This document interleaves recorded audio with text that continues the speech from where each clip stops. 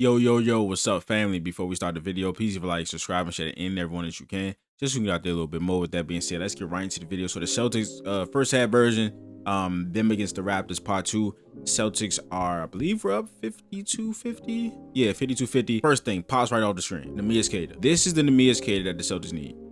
6 points, 8 rebounds, and assists. 3 for 6 from the field.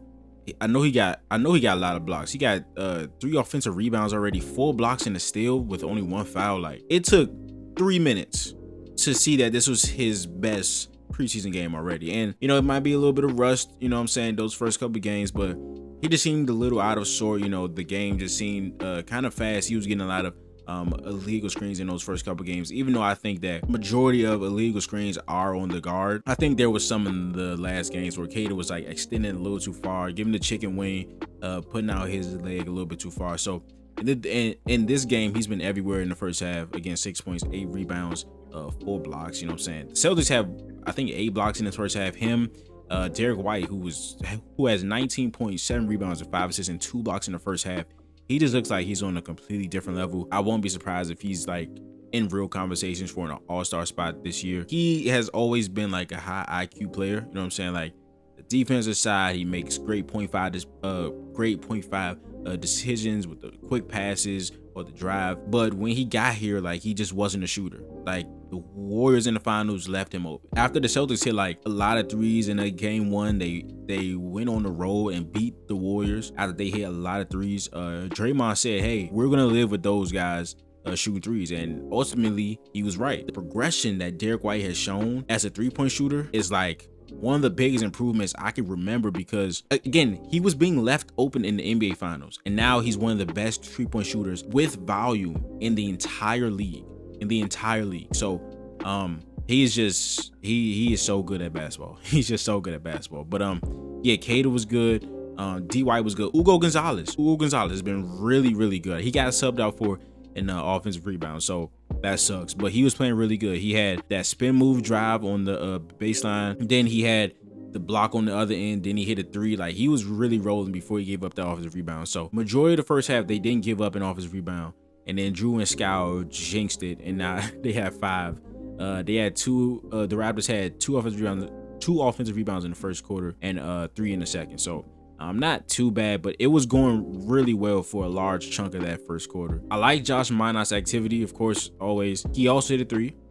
His energy has just been infectious. He got a couple blocks too. Yeah, okay, so he only has 1, but him, Ugo, Derek White, and Queta account for all of our block shots in this game, and I just, I really like that. Pritchard has 7 assists. Now, he only has 1 point, not shooting great from the field, but like, Pritchard has really been setting the table. He had a great hustle play where he had to box out Pirtle, who of course is much bigger than him, and then he hustled for the ball and he passed it to Derek White in the corner for a 3. So Payton Pritchard is really taking on more of a facilitating role in this game. Simons, I wrote a piece about Simons after the Cleveland game where he was really efficient. He had like 21 points. He was 6 for 12 from the field, but he was 6 for 9 from 3. In his first game against the Raptors, he had like 16 points, but he wasn't as efficient. You know what I'm saying? He was like 2 for 7 from 3, but he had like 3 turnovers. And I felt like the way that he was used in the Cleveland game was perfect because he was used more as an off-ball shooter, right? In the Toronto game, he was bringing the ball up a lot against Jamal Shedd and Chucky Hepburn. Like, those are guys that are really gonna get under you. And I said that Simons, like, he struggles with strength because he's not that strong, especially in the NBA. Guys are able to get into his chest and get up under him and like force him to have a loose hand or turn the ball over. But in the Cleveland game, they were using him primarily more as an off-ball shooter, and times that he did have to bring the ball up, they were doing like screening actions in the backcourt to get him to just spring free. In this game, he has had trouble against pressure again. It's like Toronto has, like, that's just how they play. You know what I'm saying? And I don't want this to be a blueprint for teams like, hey, just pressure Anthony Simons and he gonna have a tough time. There was a play in this game where he just like gave him a screen, but they were kind of like towards the sidelines, and Simons dribbled towards the sideline into the double team and turned the ball over. I'm just like, bro, you got to use the majority of the floor right there. So I just don't think that's a strong suit of his game. Well, at least yet. Then he got going, right? He hit a tough 2, and then he got something off the ball where, like, his shooting stroke is a beauty. It's a natural. So if he can get open shots like he did in the Cleveland game, My Celtics blog link will be in the description, so you can read the story that I did. It was like a play breakdown of his like off the ball stuff they did in the Cleveland game, and it was some in the first Toronto game that just like it obviously makes him more effective as a player. Ugo, Derek White, Kata definitely standouts in that first half. Jordan Walsh got some tick. I liked what he did. I just want him to be more comfortable on the offensive side. Yeah, see you guys in the second half. Tillman FC. I never gave up hope, man. I never gave up hope. Tillman FC, he told us that them knees was feeling good. Hashtag them knees good. He told us them knees was feeling good. Crunch time. 3 balls straight up and down. Walk up, tough rebounds, float. What Tillman had? 7.7 rebounds and assists. 3 for 5 from the field. Was that all in the fourth quarter? What Tillman do? Hey, 7.6 rebounds and an assist in 9 minutes in the fourth quarter. Straight crunch time though. Straight crunch time by Tillman. Hey, Tillman FC, man. Don't ever give up. He was hurt. He was hurt last year. He was hurt. That was really encouraging to see. I'm not even gonna troll. Like, that was really encouraging to see. Like, the physicality he played with on the boards.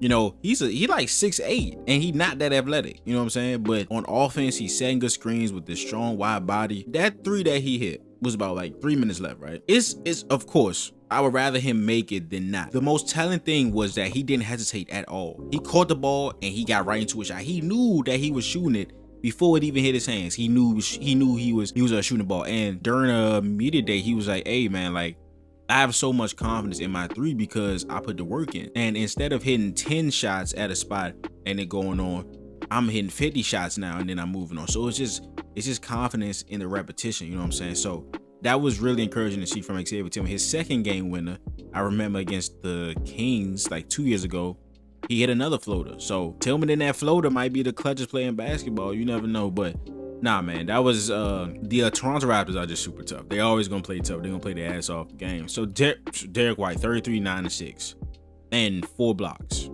1 turnover. This man is gonna have an incredible season. Like, we already know that he's this good at basketball. So like a lot of stuff that he's like him, Jaylen Brown, Payne Pritchard in a preseason, you know, it's not much that everybody's gonna like get their hopes up for, because it's like, hey, I know these players are good. I know what they're capable of. Like, a guy like Josh Minor has been a great story because we didn't know what he was.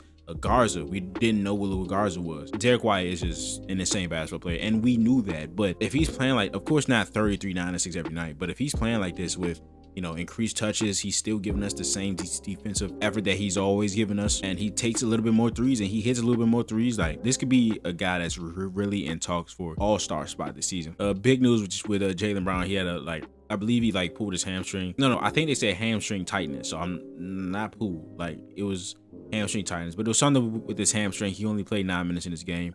He didn't come back. Of course, even if he could play, I probably would keep him out for a preseason game too. So that's smart by the Celtics. But hopefully he's okay.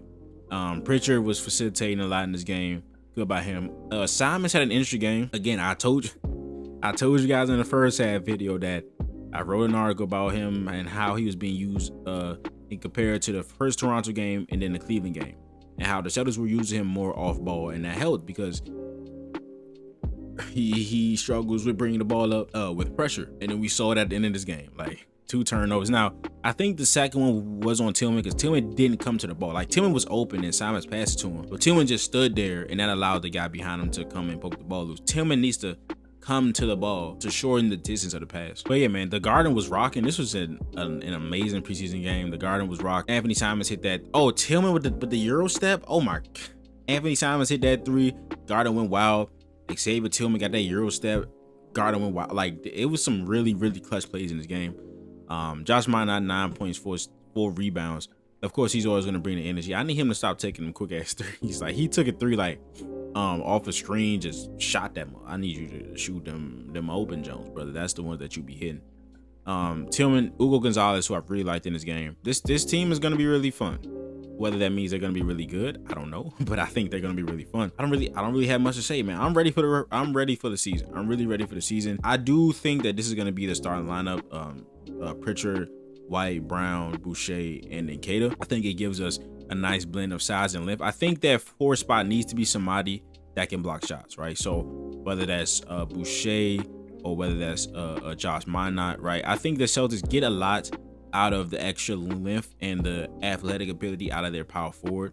So they can like roam off of whoever they're guarding defensively in that identity of playing faster, but that also is on defense where it's 5 guys versus the ball and there's 5 guys swarming to the ball. The help is more aggressive. Like Josh Minot and Chris Boucher have made a name for themselves defensively in this preseason by being in help position with their size and their length and causing havoc on the defense side of the ball and causing disruption. So that's the video. Hope you guys enjoyed. I will do I do a Tillman film? I got Cade and Ugo on the slate already for tomorrow. Tillman might get one just because of what he did. Tillman might get one, but that's the video. Hope you guys enjoyed. Please leave a like, subscribe, and share in everyone that you can. Just tweet out there a little bit more. I will see you guys next video. This is Nick. Peace.